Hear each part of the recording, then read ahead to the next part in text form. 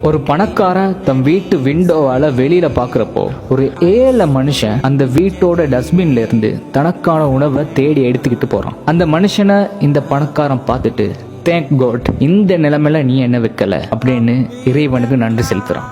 அந்த ஏழை மனுஷன் ரோடால போறப்போ அந்த ஸ்ட்ரீட்ல மிஸ்பிஹேவியர் பண்ணிக்கிட்டு இருக்கிற ஒரு மனுஷனை பார்க்கறான். அவனை பார்த்த இந்த ஏழை உடனே தேங்க் காட், என்ன நீ பைத்தியக்காரனா வைக்கலன்னு இறைவனுக்கு நன்றி செலுத்துறான்.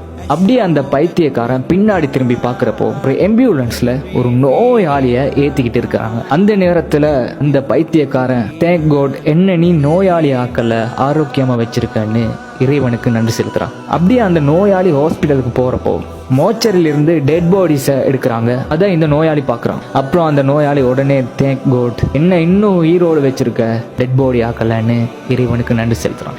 பட் அந்த டெட் பாடிஸ்க்கு இதெல்லாம் பார்க்க முடியாது, இறைவனுக்கு நன்றி செலுத்தவும் முடியாது. என்ன சொல்ல வரேன்னா, ஒவ்வொரு நாள் விடியலும் நாம கேட்காமலே நமக்கு கிடைக்கிற பரிசு, நாம விடுற ஒவ்வொரு மூச்சும் இறைவன் எண்ணி போட்ட பிச்சை. சரிங்களா? எத்தனையோ பேர் இந்த வீடியோ போரிங்கா இருக்குதுன்னு தள்ளி விட்டுட்டு போயிருப்பாங்க. பட் நீங்க இந்த வீடியோவை முழுசா பார்த்தீங்க, இறைவனுக்கு நன்றி செலுத்துங்க. அடுத்த நிமிஷம் நிச்சயம் இல்லாத வாழ்க்கையை அழகுபடுத்துறது நம்ம கையில தான் இருக்குது.